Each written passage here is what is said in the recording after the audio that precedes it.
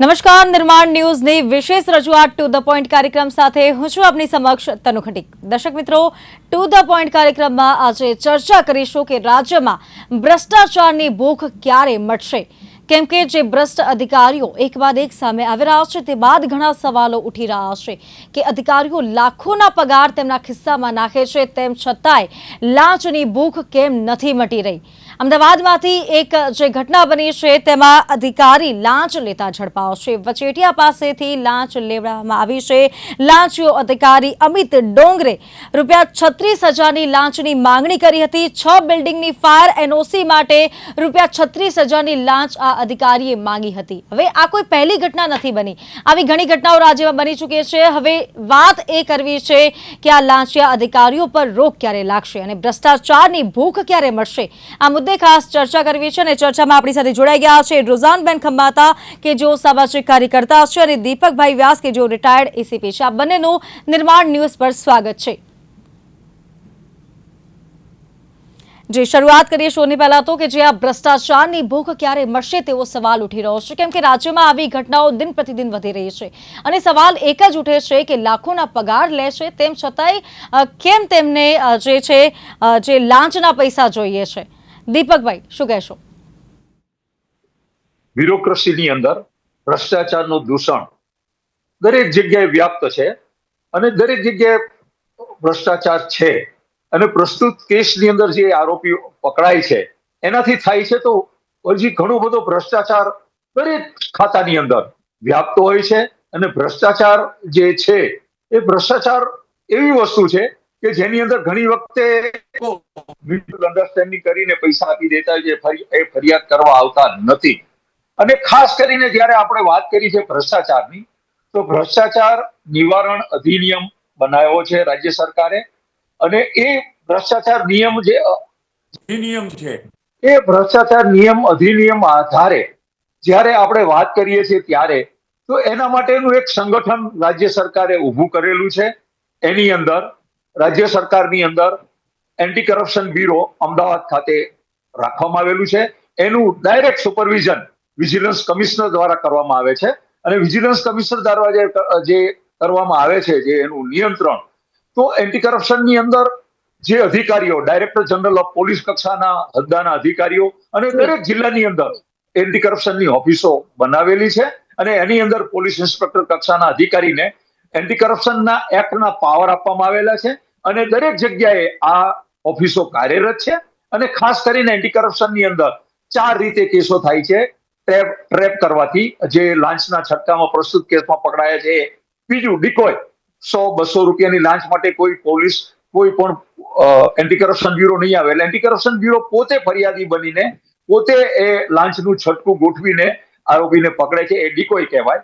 ત્રીજી વસ્તુ, અપ્રમાણસર મિલકત, જે કર્મચારીઓ પાસે ઘણી બધી જગ્યાએ એવું હોય છે કે ફરિયાદી આરોપીઓ પોતે એવો સરસ મીઠો માલ ખાતા હોય છે, ફરિયાદીઓ આવતા નથી, એ પોતાની અપ્રમાણસર મિલકત તૈયાર કરે છે, તો એ અપ્રમાણસર મિલકતમાં તેનો ડીએ કેસ થાય છે। અને ચોથી વસ્તુ, એબ્યુઝ ઓફ પાવર, ઘણી બધી સરકારી કર્મચારીઓ પોતે પોતાના સત્તાનો દુરુપયોગ કરીને નાણાં કમાતા હોય છે, એ સત્તાનો દુરુપયોગ, 4 રીતે કેસો થાય છે। અને સાથે સાથે અરજીમાં વિજિલન્સ કમિશનર, રાજ્ય સરકારની અરજી, ડીજીપી સાહેબની અરજી અને લોકલ અરજી, એમ 4 અરજીઓ મારફતે અરજીઓની તપાસ કરવામાં આવે છે અને અરજીઓની તપાસ એના શિસ્ત અધિકારીઓ, ખાસ કરીને એસીબી નો બહુ અગત્યનો બાબત છે કે જે વ્યક્તિ એની અપોઇન્ટમેન્ટ ઓથોરિટી હોય એની પરવાનગી લઈને એની ખુલ્લી તપાસ કરવામાં આવે છે અને જ્યારે ટ્રેપ થાય છે અને એની સંપૂર્ણ તપાસ કરવામાં આવે છે અને ટ્રેપ કરવામાં કે કોઈ પણ એન્ટી કરપ્શન બ્યુરો જ્યારે પોતાની ઇન્વેસ્ટિગેશન કરતું હોય છે ત્યારે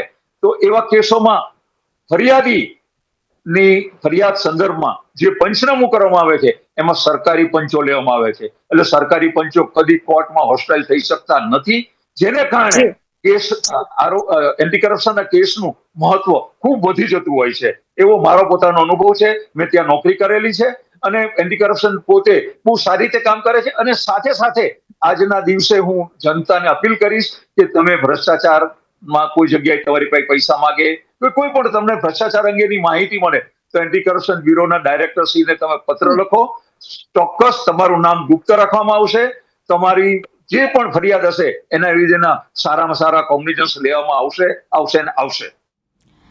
જી રોઝાન મેમ, શું કહેશો આપ?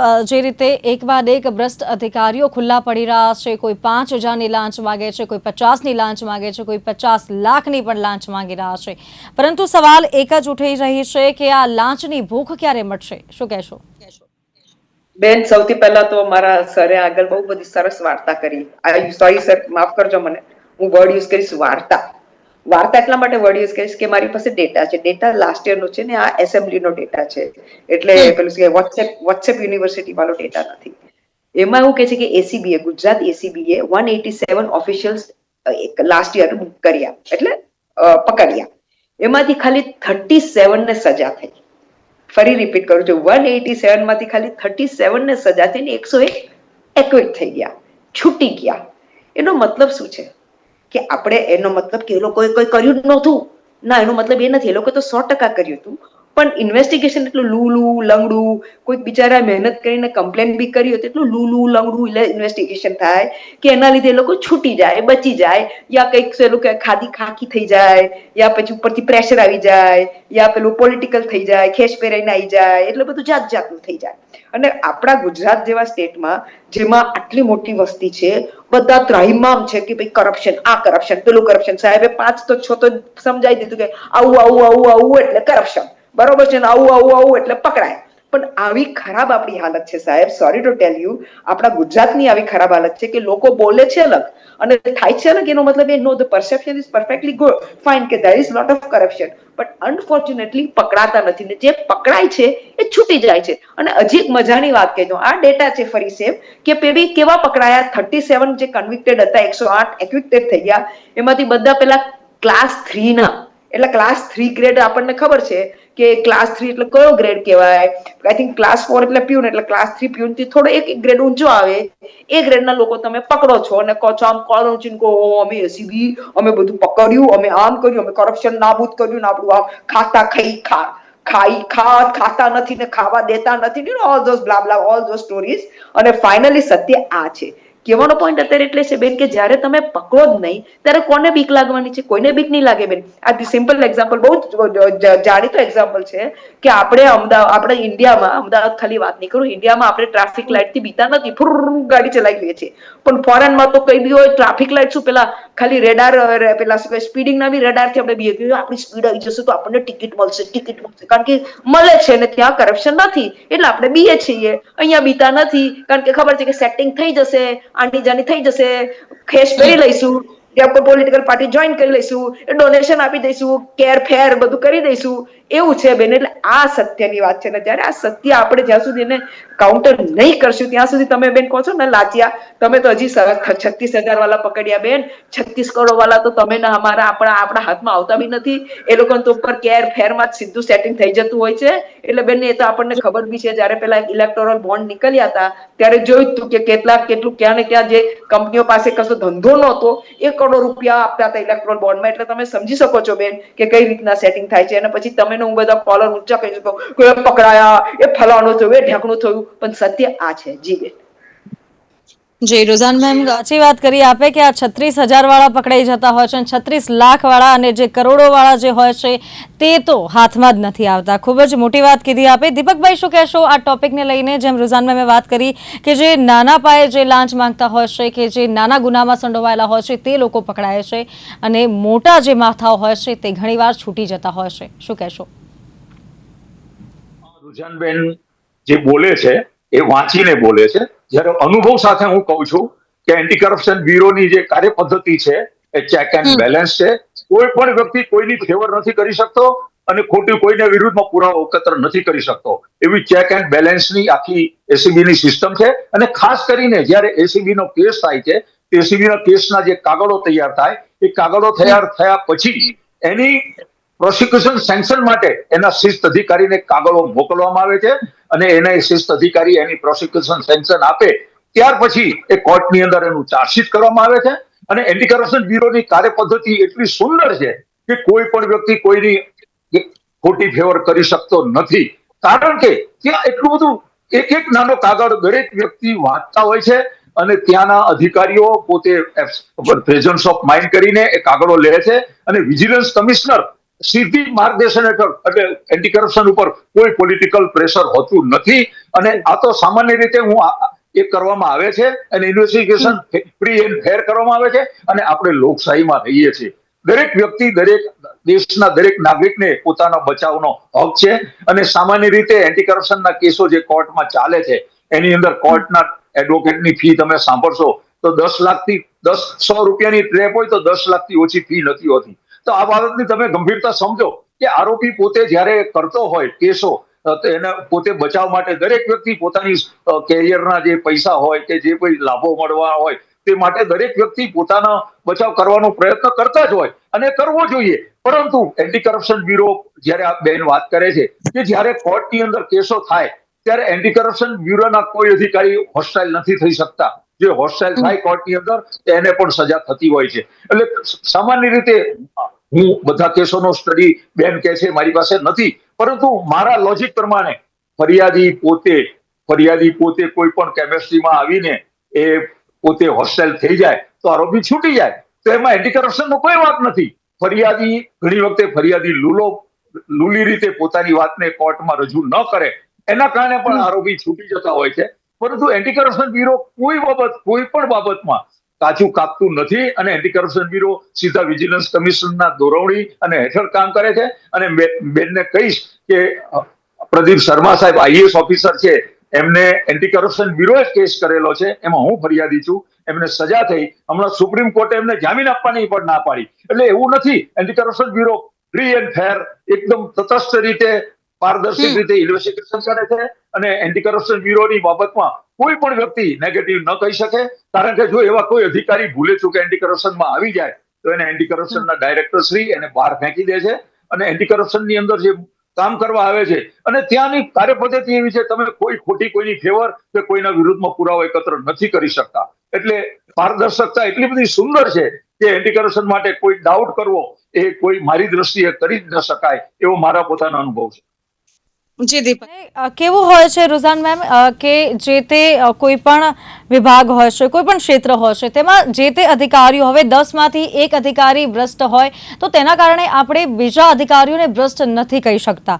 તેવું જ ઘણીવાર બને છે કે ટ્રાફિક પોલીસની જ્યારે વાત આવે છે ત્યારે ઘણા ટુ વ્હીલર ચાલક હોય છે કે પછી ફોર વ્હીલ વાળા હોય છે, સીટ બેલ્ટ નથી પહેર્યું, લાયસન્સ નથી, તેમ છતાંય વાહન લઈને નીકળે છે અને કોઈ 100 રૂપિયા કે 500 રૂપિયા દઈને છૂટી જતા હોય છે. તો તે અમુક જે ભ્રષ્ટ અધિકારીઓ છે તેના કારણે તમામનું નામ ખરાબ થાય છે કે 100 રૂપિયા દઈને હું છૂટી જઈશ. તો આ જે વિચારધારા છે લોકોમાં ક્યાંક કે જો એક અધિકારી ભ્રષ્ટ હોય તો બધા ભ્રષ્ટ હોય, શું કહેશો રુઝાન મેમ? બીજા બધા પ્રશ્ન નથી.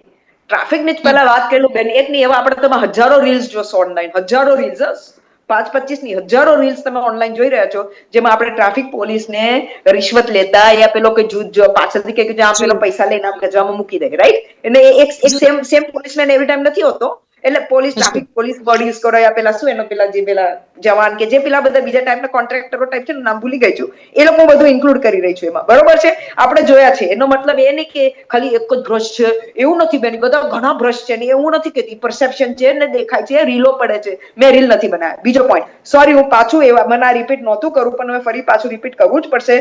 સાહેબ પોતાની રીતે સાચા છે કારણ કે એમને જોબ કર્યું છે, is attach to it, right? જેમ કે મારી કંપની તો I am attach to it, કે મારી કંપનીમાં ખોટું થઈ જ ના શકે. પણ મારો ડેટા નથી, એસેમ્બલી નો ડેટા છે કે સાહેબ 187 માંથી ખાલી 187 ઓફિશિયલ્સ પકડાયા હતા એસીબીએ લાસ્ટ યર એટલે 2025 માં, જેમાંથી 37 ને સજા થઈને 101 છૂટી ગયા છે. કેવી રીતે છૂટ્યા એ તમને ખબર છે મારા કરતા વધારે કે આમાં, એટલે એનો મતલબ કે એસીબીએ ખોટા ટ્રેપો કર્યા હતા, એસીબીએ બધું ખોટું કર્યું અને પછી એટલે છૂટી ગયા, યા જ્યુડિશિયરી ખોટી છે? શું ખોટું છે? સમથિંગ ઇઝ સમવેર રોંગ અને લેટ અસ એક્સેપ્ટ ધેટ કે what is wrong has to be taken care of, જેનું ધ્યાન નથી રખાતું. એટલે હવે ફરી આ એસીબી પર હવે નહીં, આ પોઈન્ટ મારો પતી ગયો. હવે બીજો ઇમ્પોર્ટન્ટ પોઈન્ટ મારે કરવો છે કે લેનારો બી રિશ્વત લેનારો બી ગુનેગાર અને આપનારો બી ગુનેગાર, બંને ગુનેગાર એઝ પર લો, જેટલું મને ખબર છે. પણ અનફોર્ચ્યુનેટલી મેં એવું જોયું નથી કે લેનારો ને આપનારો બંને પકડાયા હોય. આપનારા તો ઘણી વાર પકડાતા જ નથી, ખાલી લેનારા પકડાય છે. અને એ બી ઘણી વાર એવું થાય છે કે લેનારા પકડાય અને પછી સેટ કરીને છૂટી જાય છે. યા બીજું પોલીસમાં સૌથી વધારે, કારણ કે હું નહીં, મારો કરતા હોય સાહેબ તો પોલીસ વાળા છે અને પાછો ડેટા કે છે. હું શું રૂપાણી સાહેબ બી કહેતા હતા કે સૌથી corrupt department is police department. ને લાસ્ટ યર નો બી અગર ડેટા છે અહીંયા મારી પાસે, ડેટા બોલે છે સાહેબ, રુઝાન નથી બોલતી, યા હું લખેલું નથી વાંચતી, વોટ્સએપ યુનિવર્સિટી ને જે વાંચતી. So we both should respect assembly data. Assembly એટલે ત્યાં જૂઠું ના બોલાય. એટલે એ ડેટા કહે છે કે હોમ ડિપાર્ટમેન્ટમાં હાઈએસ્ટ નંબર ઓફ એક્યુઝ 63, 183 માંથી 63 તો ખાલી હોમ ડિપાર્ટમેન્ટના મળ્યા હતા, ને જેમાંથી 60 લોકો તો ક્લાસ 3 હતા. એટલે એનો મતલબ એ કે હોમ ડિપાર્ટમેન્ટ એટલે પોલીસ ડિપાર્ટમેન્ટ, દર્શક મિત્રો માટે. તો એનો મતલબ એ કે ખાલી ક્લાસ 3 વાળા જ કરપ્શન કરે છે, ઉપરના સાહેબો તો કરપ્શન કરતા જ નથી. બધા શું કહેવાય, પેલા દૂધે નાયલા છે સાહેબ, કે કહેતા બી દીવાના ને સુનતા બી દીવાના. ભલે તો આપણે તમારે તો પ્રોટેક્ટ કરવું પડે, પણ મારે જરૂર નથી, કારણ કે હું અહીંયા લોકો માટે બેઠી છું ને સત્ય માટે બેઠી છું. હવે બીજો ઇમ્પોર્ટન્ટ પોઈન્ટ બેન કહું કે કરપ્શન કેમ વધે છે. કરપ્શન બે રીઝન માટે વધે. એક તો જાણે કે I mean with due respect to it, Dhirubhai અંબાણીના વર્ડ હતા કે this is not called corruption, this is called speed money. Businessman use the word speed money. Speed money એટલે કે ભાઈ કઈ બી કામ તો થવાનું જ છે, પણ 6 મહિના ડીલે પછી થાય એના કરતા જલ્દી પૈસા આપીએ તો અમને લાયસન્સ કે જે બી બધું જે બી એ લોકોનું ગવર્મેન્ટ હોય, જલ્દી અમારા ફોર્મ્સ પાસ થઈ જાય કે જે બી બધું પાસ થાય. સો દે કોલ ઇટ સ્પીડ મની. એટલે આમ કાન પકડો કે આમ કાન પકડો, છે તો કરપ્શન. એટલે પોઈન્ટ શું છે કે બિઝનેસમેનો સમજી ગયા છે કે ભાઈ અમારે ધંધો કરવો છે. અને ઘણીવાર તો બેન, કારણ કે મેં જોયું છે, હવે સાહેબ કે છે ને, મેં બી જોયું છે કે લોકો કહે છે કે ભાઈ અમારે ભલે ને થોડા પૈસા આપીએ, પણ બાકીના માન લો લાખ રૂપિયા અટકી ગયા હોય તો પેલો એકાઉન્ટન્ટ ભાડું ભલે ને 5,000 માંગે. એક્ઝામ્પલ આપું તમને, અત્યારે ફાયર બ્રિગેડ નું જોયું કે આ ફાયર બ્રિગેડ નો મોટો ઓફિસર ચીફ ફાયર ઓફિસર, એટલે બહુ મોટી ચીજ કહેવાય. ચીફ ફાયર ઓફિસર કે આલુ ચાલુ માણસ ના બની શકે, પણ એ બી આવે 36,000 જેમાં 6,000 ની એનઓસી. હવે એમને એ નથી ખબર પડતી કે એમની કેટલી મોટી રિસ્પોન્સિબિલિટી છે કે અગર આગ લાગશે, સ્કૂલ હોય, જેમ આપણે જોયું છે, સ્કૂલ હોય યા સ્કૂલ, ચલો ને જે કમર્શિયલ બિલ્ડિંગ છે, તો બિચારા લોકોની જાન જશે, લોકોના ઘરના પેલા શું કહેવાય, પેલા બ્રેડ અર્નર જશે. એ લોકોને શરમ નથી આવતી, અને એ લોકોને 6,000 રૂપડીમાં એ લોકોને ઇન્ટરેસ્ટ છે. આવી હાલત છે બેન આપણા દેશની કે કોઈ પેલું શું કહેવાય, દેર ઇઝ નથિંગ કોલ્ડ પેલું આપણે સંસ્કાર કહીએ ને, સંસ્કાર જેવી કોઈ ચીજ રહી જ નથી. કારણ કે બધા જોઈ છે કે ભાઈ પેલો લે તો હું કેમ ના લઉં. ફરી રિપીટ કરું છું કે અગર આપણે નહીં આપશું તો પેલો અકાઉન્ટન્ટ કે ઓફિસર કે છે કોઈ બીજું આપશે. ભાઈ તું જા, ચાલ હેડ, તું રડતો રહે, બીજા પાસથી લઈશ. એટલે પ્રોબ્લેમ એ છે ને બેન કે અત્યારે કોઈ તાલમેલ થઈ જ નથી રહ્યો. પેલાને આપવું, જેને આપવું ના હોય ને બેન, તે બી અગર ધંધો રાખવો હોય ને, એને તો બિચારાને જબરદસ્તી ઘણી વાર તો નાક દબાવીને આપવું પડે. અને ઘણી વાર કોઈ હિંમત વાળો હોય તો એસીબી માં ચાલી જાય, અને એસીબી માં જાય ને પછી આવા 101 એક્વિટ એટલે છૂટી જાય. એ અસત્ય છે. એટલે બેન અત્યારની તારીખમાં જરૂરી છે કે government, why government is important. કારણ કે તમે અગર સિટીઝન્સ પર કહેશો તો સિટીઝનો તો બિચારા ટ્રાય કરી દીધી, 101 જણ છૂટી ગયા છે તો બી ટ્રાય કર્યા પછી બી.